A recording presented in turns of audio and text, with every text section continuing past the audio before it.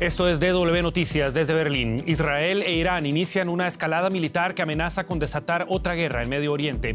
Tras el mayor ataque en la historia de Israel contra Irán, que provocó la muerte de más de 70 personas y ataques subsiguientes a lo largo de este viernes, la República Islámica responde con baterías de misiles contra territorio israelí que ya dejan decenas de heridos. Líderes internacionales llaman a una desescalada del conflicto que mantiene a toda la región en máximo estado de alerta. Estos son nuestros titulares. Los cielos de Tel Aviv y Jerusalén se llenaron de detonaciones mientras los ciudadanos buscaban refugio por orden del gobierno. Varios de los misiles impactaron en Tel Aviv, dejando al menos 40 heridos, según reportes locales. Además, los iraníes exigen represalias contra Israel luego de la ola de ataques israelíes contra diferentes objetivos del programa nuclear iraní. Los bombardeos mataron a decenas de personas, incluyendo a mandos militares y a científicos. Y los investigadores del accidente del vuelo 171 de Air India afirman haber encontrado una de las cajas negras del avión accidentado este jueves, poco después del despegue en Embadad. Las autoridades continúan rebuscando entre los escombros del Boeing 787.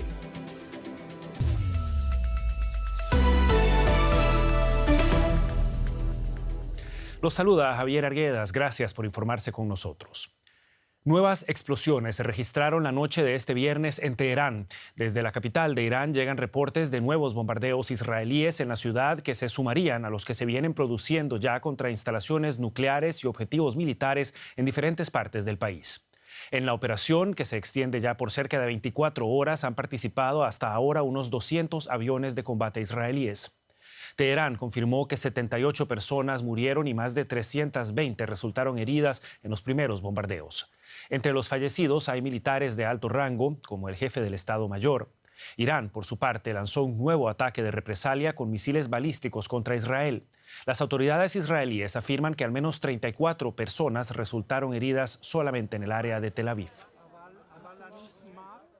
La periodista Maya Siminovich se encuentra con nosotros desde Tel Aviv para ofrecernos más detalles de la situación que allí se vive. Maya, ¿qué tal? Gracias por estar con nosotros. ¿Qué detalles se han dado a conocer sobre los últimos operativos del ejército israelí tras la respuesta que vimos hoy de Irán? Hola, Javier. Lo último que se ha sabido es lo que Irán ha dicho al organismo de la energía atómica de la ONU, que han recibido bombardeos y bastante destrozo en dos plantas nucleares, que es la de Fordow y la de Isfahan.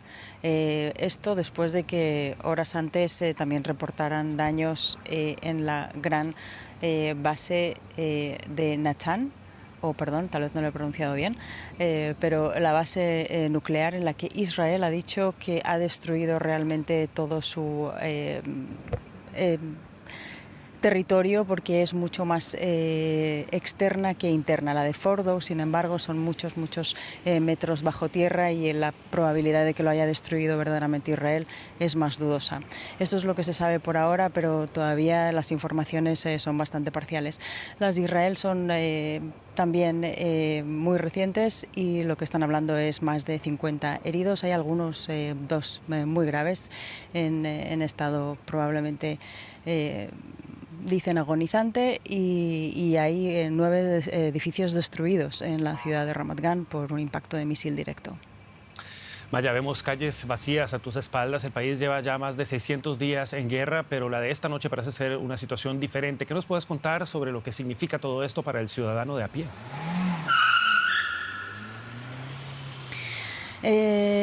Significa una situación muy atípica en la que ha habido muchos momentos a lo largo de estos últimos 600 y pico días que decías de correr a los refugios y volver a la vida más o menos normal.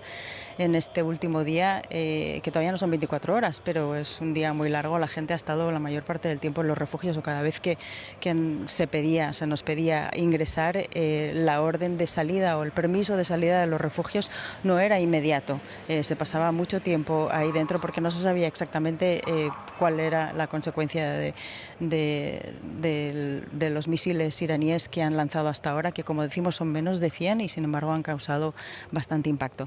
La gente va a sus refugios, los que tienen refugios, hay refugios locales en los propios edificios, en los nuevos, hay otros que son de los barrios, hay edificios antiguos que tienen refugios para los vecinos.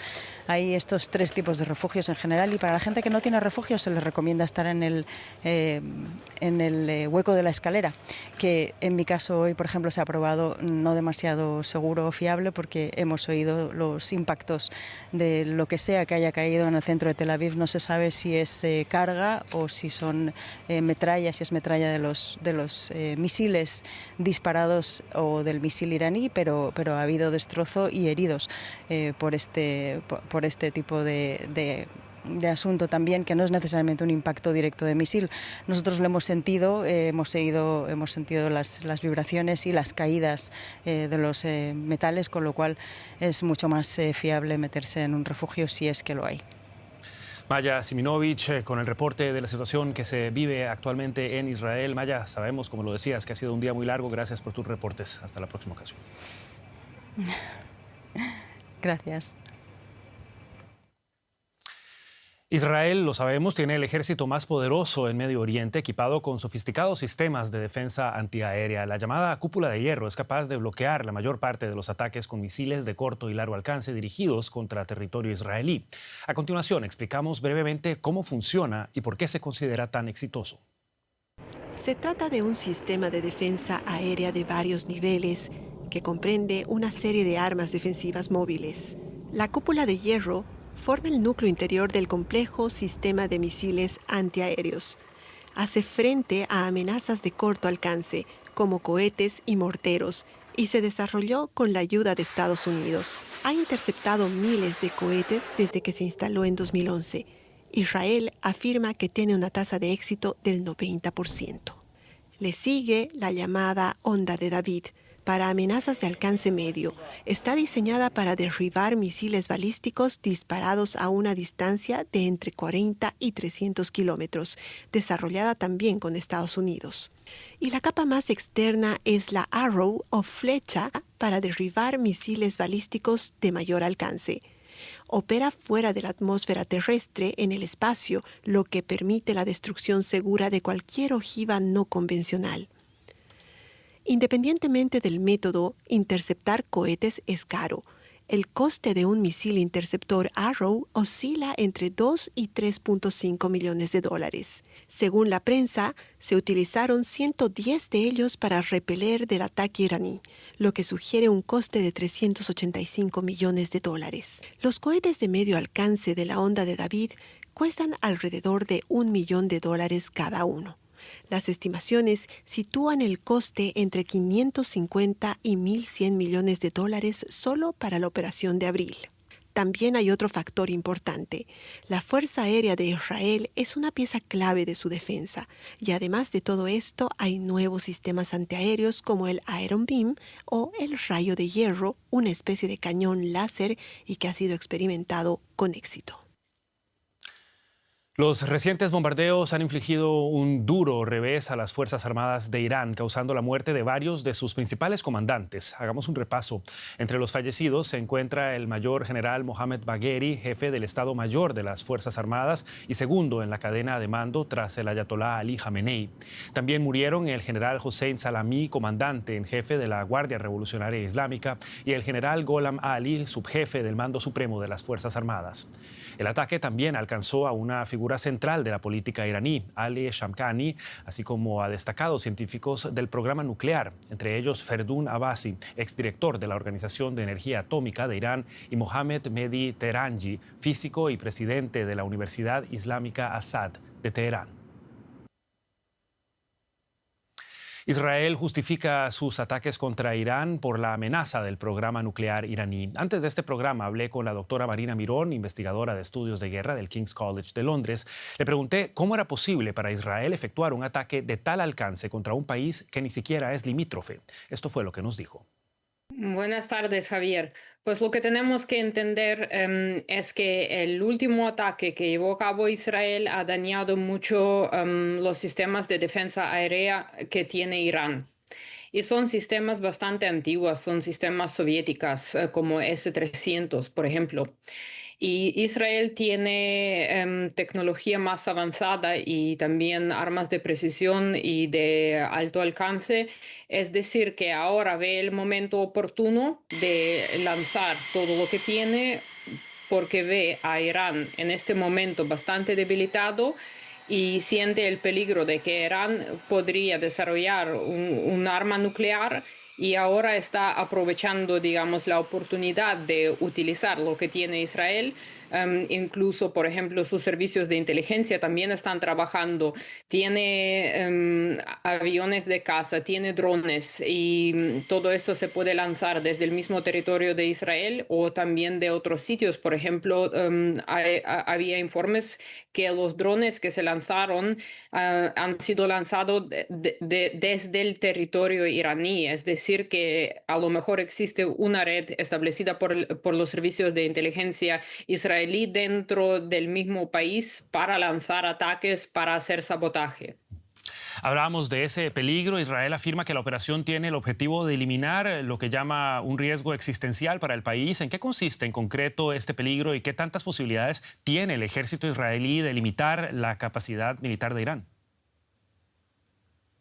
Bueno, si vemos la retórica de Ayatollah Khomeini, él quería acabar con la existencia de Israel. Entonces Israel se sienta bastante amenazado, se siente amenazado por el proxy iraní Hezbollah en Líbano, se siente amenazado por los Houthis de Yemen, que son también los proxies. Entonces ahora, después, como dije antes, después del último ataque, cuando alcanzó a debilitar a Irán y las capacidades iraníes, está viendo ahora una oportunidad de debilitar el país aún más para que no presente ningún tipo de riesgo para Israel, porque se supone que Irán está a punto de terminar el desarrollo de un arma nuclear, lo que podría cambiar la situación para Israel desde el punto de vista de Benjamín Netanyahu. Él dice que Irán está a punto de desarrollar este arma y entonces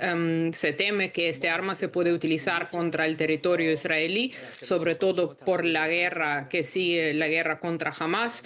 Entonces ahora es el momento de acabar y de prevenir a Irán que desarrolle esta bomba. Por eso vemos que los blancos han sido también personas que estaban involucrados en el desarrollo, o sea, se supone que estaban involucrados en el desarrollo, que no son militares, o sea, son civiles. Por eso, por un lado y por otro lado, por supuesto, tenemos que tener en cuenta que para Israel ahora, bajo la presión internacional, por lo que está pasando en Gaza, quiere distraer un poco y divertir la atención hacia Irán. Porque claro, ahora a lo mejor no ha sido el momento más oportuno desde el punto de vista de geopolítica, porque los Estados Unidos estaban hablando con Irán para llegar a un acuerdo. Y Israel lanza este ataque, entonces ya veremos a ver, porque habrá una respuesta iraní, por cierto, y claro, depende si los Estados Unidos van a apoyar a Israel en defenderse, porque Israel depende en términos militares a los Estados Unidos. Marina Mirón, muchísimas gracias por este análisis en momentos tan sensibles para Medio Oriente. Hasta una próxima ocasión. Muchas gracias. Y como ya lo mencionaba la doctora Mirón, tenemos que fijarnos también en los actores terciarios de este conflicto. El presidente de Estados Unidos, Donald Trump, asegura haber dado un ultimátum a Irán de 60 días para llegar a un acuerdo nuclear previo a estos ataques de Israel. Trump señala que Teherán ahora tendrá una segunda oportunidad. En su red social Truth Social, el presidente de Estados Unidos publicó que Irán tiene que cerrar un acuerdo, de lo contrario, los próximos ataques programados serán más brutales. Según varios medios estadounidenses, Trump fue informado por Israel antes de que se produjeran los ataques. Estados Unidos se ha distanciado del ataque israelí, afirmando que su ejército no participó. El periodista David Alandete se encuentra directamente en la sala de prensa de la Casa Blanca, siguiendo el paso a las reacciones de Washington. ¿Qué tal, David? Un gusto saludarte. Ayer nos contabas que Estados Unidos daba por un hecho un ataque israelí. Hoy sabemos que este viernes 13 era la fecha clave para Benjamin Netanyahu. Pero ¿hasta qué punto todo esto fue coordinado con Washington? Coordinación inicial, ninguna. Según nos dijo el presidente Donald Trump este jueves, Estados Unidos fue informado, lo que no quiere decir que diera permiso a esa operación o se coordinara con Israel. Ahora bien, la última hora es que, según nos informan fuentes oficiales aquí en la Casa Blanca, en la respuesta de Irán, la defensa israelí en el sistema balístico sí ha participado Estados Unidos. Es decir, ha habido una participación, según esas mismas fuentes, de Estados Unidos en la defensa de Israel ante el ataque de Irán, que no en el ataque inicial. Y la Casa Blanca quiere hacer muy clara esta distinción porque Trump, como tú muy bien has dicho, dio a Irán 60 días para negociar. Y siempre tuvo, nos decía el propio presidente el jueves, la esperanza de que Irán se sentara a negociar un acuerdo de desnuclearización como el que ya había sobre la mesa con Barack Obama.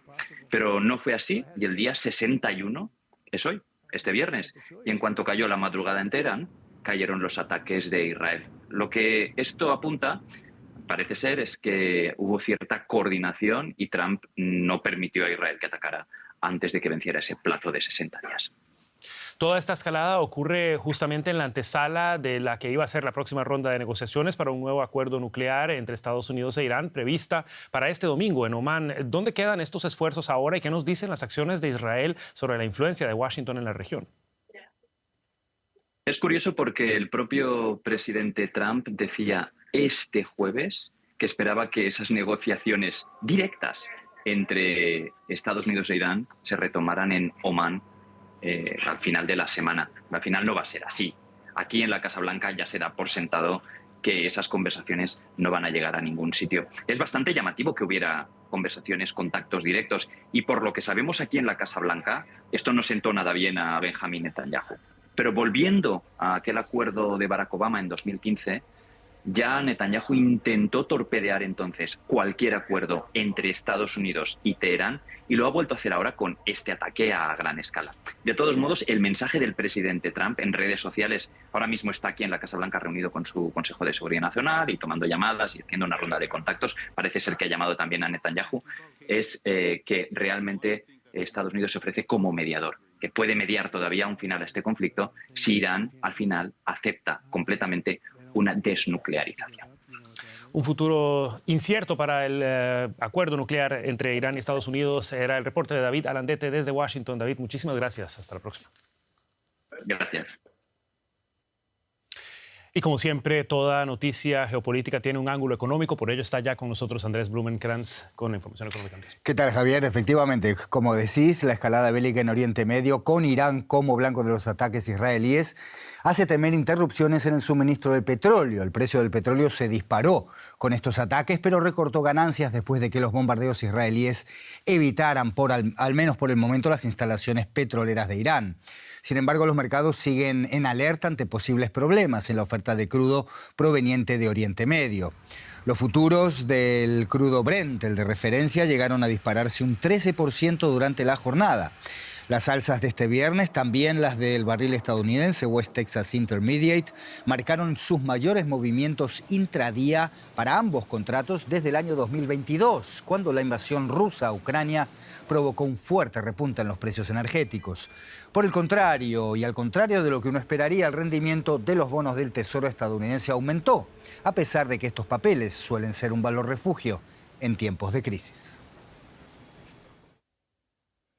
Vamos a hablar de este asunto con nuestra corresponsal financiera que nos está escuchando en Nueva York, Ana Nieto. Ana, ¿cómo estás? Bueno, el conflicto dispara el precio del crudo, cambia la tendencia de caída que veíamos viendo en el último tiempo. ¿Es un cambio que puede mantenerse? Pues depende de cuánto escale. Los conflictos en el Oriente Medio tienden a elevar el precio del crudo y más si afectan a un productor que además controla el estrecho de Hormuz, clave para el comercio del petróleo. Hay muchos ejemplos del pasado que muestran cómo puede afectarse la producción y el tránsito de petroleros, y es algo que pone en alerta a los traders muy conscientes de los muchos escenarios negativos que puede haber frente a ellos. Pero en esta ocasión el mercado tiene abundancia de oferta. Los inventarios están muy elevados y la demanda tiene un crecimiento bastante anémico. Estados Unidos además puede incrementar su producción abriendo explotaciones que ha cerrado mientras el petróleo ha estado a la baja porque no le resultaba rentable tenerlas operando así. En Washington, el tradicional aliado de Israel, el presidente está bastante atento, como hemos visto, a todo lo que está pasando en Oriente Medio, pero también al precio del crudo. Trump no quiere que suba la inflación y el precio del crudo está ayudando a mantenerla a raya. El gobierno israelí, como dices, no ha bombardeado todavía instalaciones petroleras. Es posible que no lo haga. Esto puede cambiar, pero sería una decisión que no agradaría nada a su aliado aquí en Washington. Ana, los mercados financieros, Wall Street cerró a la baja, pero hay otro mercado que nos ha dado una sorpresa, es el mercado de bonos. Contanos por qué. Sí, ha hecho algo bastante inusual, y es que los rendimientos de los bonos del Tesoro cotizaron al alza, es decir, que tuvieron que subir su atractivo para atraer inversionistas cuando normalmente son un valor refugio, máxime cuando hay crisis. Es algo que también ha pasado con el dólar, que ha estado a la baja en los últimos tiempos a niveles del año 2022 y hoy ha subido solo ligeramente para quedarse también en mínimos de hace 3 años, cuando de nuevo es un activo refugio tradicionalmente. Mientras el oro se ha disparado de precio una vez más. Es decir, que los inversionistas sí estaban buscando un refugio. Lo han encontrado en el oro, que es un metal que lleva más de 20 récords de precio en lo que va de año.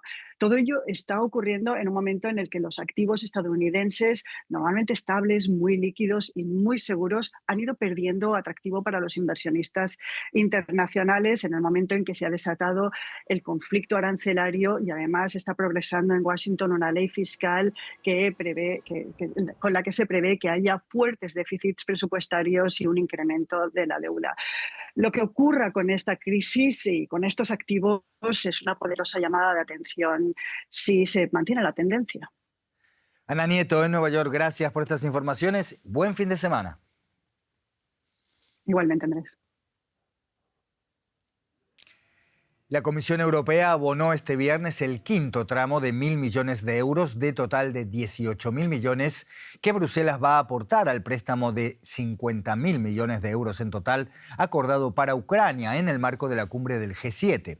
Este crédito será reembolsado a los contribuyentes con los intereses generados a partir de los activos rusos congelados por las sanciones de Occidente, cuyo objetivo es mantener la estabilidad financiera del país y financiar la reconstrucción de infraestructuras clave en Ucrania, sistemas energéticos y de defensa.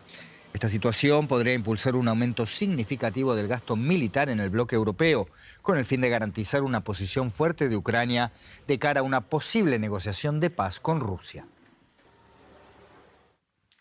Tenemos más información que nos trae Javier Arguedas. Muchas gracias, Andrés. Vamos a fijar la mirada en la India, donde el número total de víctimas mortales a causa del accidente del vuelo 171 de Air India asciende ya a 290.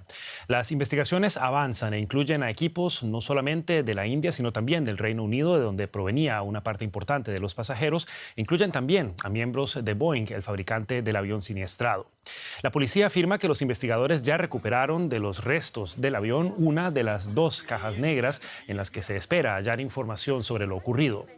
Recordemos que el avión se estrelló poco después de alzar vuelo, impactando además una zona residencial.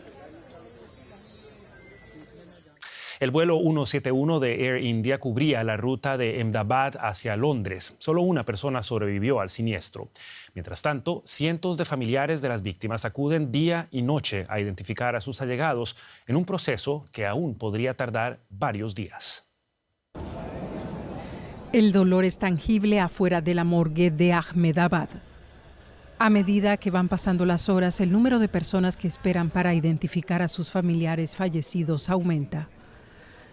Este hombre perdió a varios allegados en el accidente. Eran 4 personas en total: mi sobrino, su esposa y sus 2 hijos. Una niña de 4 años y uno de 8.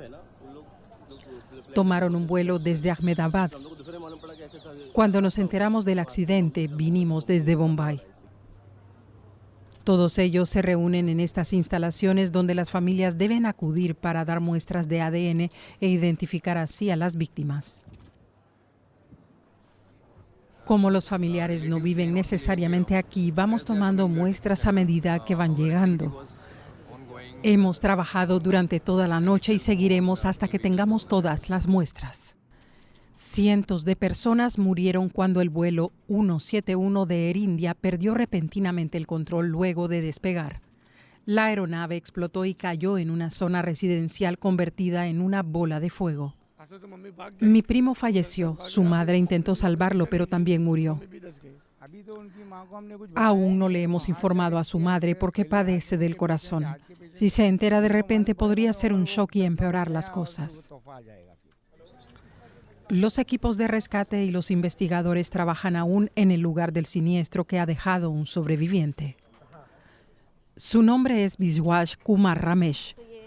Su asiento era el 11A y posiblemente fue la proximidad a la puerta de emergencia lo que le salvó. Ramesh recibió en el hospital la visita del primer ministro indio Narendra Modi, quien también visitó la zona del siniestro. Su supervivencia es un tenue destello de luz en medio de una tragedia que ha devastado a muchas familias. Y antes de irnos, hacemos un repaso de otras noticias que estamos siguiendo para ustedes a esta hora. Una corte de apelaciones de Estados Unidos suspendió el fallo que bloqueaba el despliegue de la Guardia Nacional ordenado por el presidente Donald Trump en respuesta a las protestas contra las redadas antimigratorias en Los Ángeles. El gobernador de California demandó al presidente alegando que excedió su autoridad. Mientras la ciudad de Los Ángeles permanece en calma, las protestas se están extendiendo a otras ciudades. Ucrania confirmó que Rusia devolvió los cuerpos de otros 1.200 soldados caídos como parte de los acuerdos alcanzados de intercambio entre ambas partes a principios de este mes. Los medios rusos afirman que Ucrania no devolvió los cuerpos de ningún soldado ruso en este último intercambio. Equipos de rescate en Sudáfrica continúan la búsqueda de posibles sobrevivientes tras los corrimientos de tierra e inundaciones en la provincia rural de Cabo Oriental. El número de muertos asciende ya a 78. El presidente Cyril Ramaphosa dice que visitará la región el viernes para evaluar la magnitud de la devastación. Con esto terminamos esta edición de DW Noticias. Quedan al día con la actualidad internacional. Recuerden que pueden mantenerse al tanto en dw.com y en nuestras redes sociales buscando DW Español. Soy Javier Arguedas, junto a todo el equipo. Que la pasen bien.